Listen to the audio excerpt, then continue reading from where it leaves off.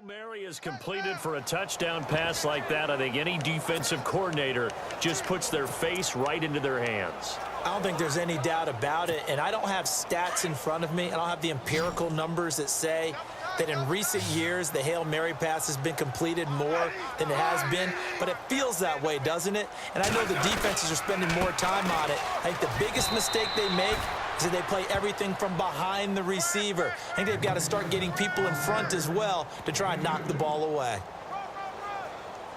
Up big, and they go for two, and they get it. I remember being in high school and seeing an article in the paper where a local columnist had said, "Why are we fighting over sportsmanship and running up the score? Just run it up on everybody and deal with it." Some people just don't care that way, and obviously this coach feels the exact same way. So that article was saying the defense should be able to stop them. That's what they're trying to say. Hey, if you don't want it to happen, stop them. Otherwise, quit whining about it. Butker now to kick this one away. Short kick. One of the up middle take it now. And solid field position here to start as they get it out to the 40-yard line. And our players spotlight now as we turn our attention to We all know the teams never want to use the word panic, but if they expect to win this game, it has to start right here, right now. That return just set them up for points, and it needs to be a touchdown, not a field goal. They'll run it now out of the gun. And he'll push this forward only to about the 42-yard line. 2 yards on the pickup there. It'll be 2nd and 8. Well, they're hoping that the second half is better for him than the first half. They've got to find a way to get him going. He's a big part of their offense. And after the play on the ground, that brings up 2nd down here.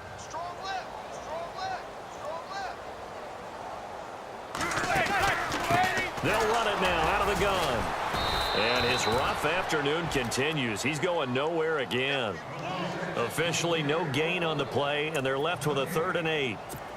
Big boys down there in the trenches, and a nice play to stop them cold. Nothing there. Yeah, when you talk about big boys, you're talking about those defensive tackles, those nose tackles. They're not just big, they're immense. And what a big-time play there. And Ingram hauls it in. And he's taken down at the 43, but not before picking up the first. It's a pickup of 16 there, and it'll lead to a new set of downs. He's a rookie, and you don't want to get hung up on the word potential.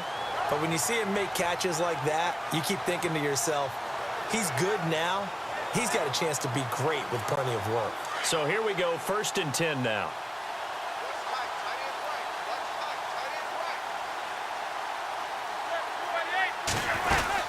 They'll run it now out of the gun. And he'll be brought down at about the 42.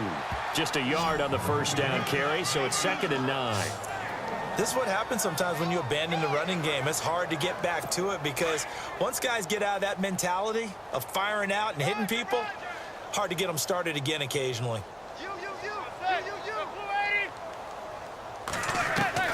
On 2nd down, here's Manning. Looking left side, and he's got a man. That's Lewis. And all the way in. Touchdown, New York. Roger Lewis, 42 yards. And the Giants gain a bit of respectability. And a nice job by him to catch the slant and then navigate. And oh, it's blocked. It's picked up, a live ball here, remember. But he will not be able to bring this one back, and the extra point attempt unsuccessful. So even when they get a touchdown in this game, which hasn't really been a stellar contest for them, they can't even cap it off and kick the extra point. Yeah, just not a whole lot going right for them in this game. I know that when they get into film, this is going to be Exhibit A about how this game went for this team. Oh, we finally score. Can't even kick the extra point. Rosas now to kick this one away. This fielded a few yards into the end zone.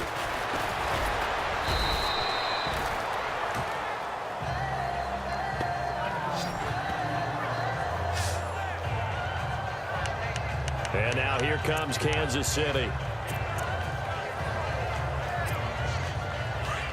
Looks like the defense in press coverage here.